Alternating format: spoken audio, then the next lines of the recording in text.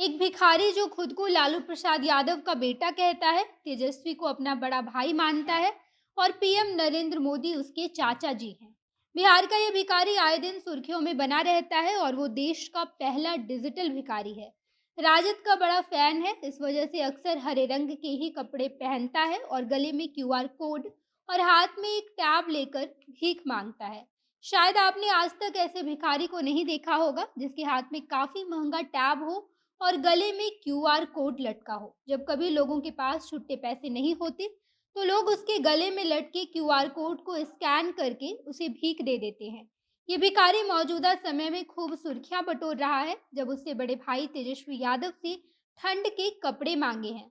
उसका कहना है कि लालू जी मेरे पिता समान हैं और तेजस्वी यादव बड़े भाई हैं, इस वजह से मैं उनसे ठंड के कपड़े मांग रहा हूँ। क्योंकि मुझे काफ़ी ठंड लगती है और मेरे पास पहनने के लिए कोई भी कपड़ा नहीं है। आज इस वीडियो में इस अद्भुत भिखारी की अजब-गजब कहानी जानेंगे, लेकिन इससे पहले नमस्कार, मैं नेहा चौधरी, कैमरा पर्सन विशाल के साथ और आप देख रहे हैं जनता जंक्शन। लालू प्रसाद यादव का कथित बेटा और उप मुख्यमंत्री तेजस्वी यादव का कथित भाई राजू मौजूदा समय में खूब सुर्खियां बटोर रहा है, जब इसने तेजस्वी यादव से गर्म कपड़ों की मांग की है। ये भिखारी बेतिया रेलवे स्टेशन और आसपास के इलाकों में भीख मांगते नजर आता है और जब भी भीख मांगता है तो उसके हाथ में काफी महंगा टैब और गले में स्कैनर कोड भी लटका होता है, ताकि अगर किसी व्यक्ति के पास खुले पैसे ना हो तो वो क्यूआर कोड से स्कैन करके इस डिजिटल भिखारी को भीख दे दे। हालांकि राजू भिखारी के हाथ में टैब देखकर लोग बड़े हैरान होते हैं कि आखिर ये टैब लेकर क्यों घूमता है। इस बारे में पता लगाने पर यह मालूम हुआ कि दरअसल राजू बेतिया के रेलवे स्टेशन पर भीख मांग रहा था, तो अचानक से एक दिन एक व्यक्ति ने कहा कि अरे मेरे पास खुले पैसे नहीं है, लाओ तुम्हारे पास क्यूआर कोड है तो मैं तुम्हें स्कैन करके पैसे देता हूँ। ये बात राजू के जहन में इस तरीके से फिट हुई कि वो भीख मांग कर पैसे इकट्ठे करने लगा और जब उसके पास 18,000 रुपये जमा हो गए तो उसने आसपास के दुकानदार से पूरी जानकारी इकट्ठा की कि आखिर कैसे क्यूआर कोड से पैसे लिए जाते हैं और इसके बाद उसने सैमसंग का एक टैब खरीद लिया।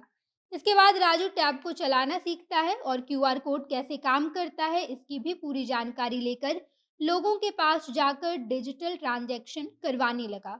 जहां पर लोग शुरुआत शुरुआत में थोड़ा अजीब समझकर पैसे दे देते थे, लेकिन अब पिछले कई सालों से राजू डिजिटली ही पैसा ले रहा है। आपको ये जानकर हैरानी होगी कि राजू ने केवल तीसरी कक्षा तक पढ़ाई की है, लेकिन इसके बावजूद डिजिटल तकनीक को इतने अच्छे तरीके से समझता है कि वो आसानी से अपने सारे ट्रांजैक्शन को हैंडल करता है। राजू कहता है कि अब स्टेशन पर आने जाने वाले जितने भी यात्री हैं, अगर उनके पास खुले पैसे नहीं होते, तो वो मुझे डिजिटली भीख देते हैं। स्टेशन के आसपास मौजूद लोगों से जब बातचीत की गई, तो उन्होंने बताया कि राजू बेतिया रेलवे स्टेशन पर बचपन से ही भीख मांग रहा है और अब वो देश का पहला ऐसा भिखारी बन गया है जो गूगल पे, फोन पे और ई वॉलेट का इस्तेमाल करके भीख मांगता है।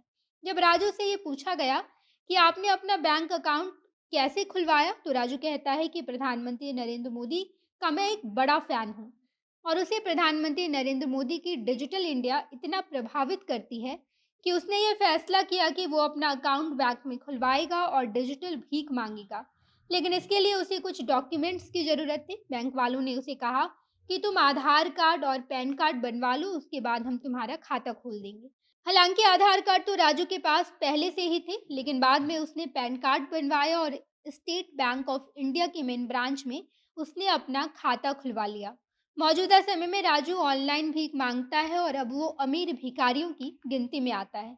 लेकिन इन सब से परे राजू की कहानी बिहार के सिस्टम पर भी एक सवाल उठाती है कि आखिर जब बिहार में भिखारी का धंधा अवैध है, तो इसके बावजूद वो स्टेशन पर जाकर कैसे भीख मांग लेता है। बड़े बड़े अधिकारी, यहाँ तक कि लालू प्रसाद यादव के सामने भी उसने भीख मांगा है और उस पर कोई भी कार्रवाई नहीं होती। बाकी राजू के बारे में आप क्या सोचते हैं, कमेंट बॉक्स में बताइएगा। आगे की तमाम खबरों के लिए जनता जंक्शन देखते रहिए। धन्यवाद।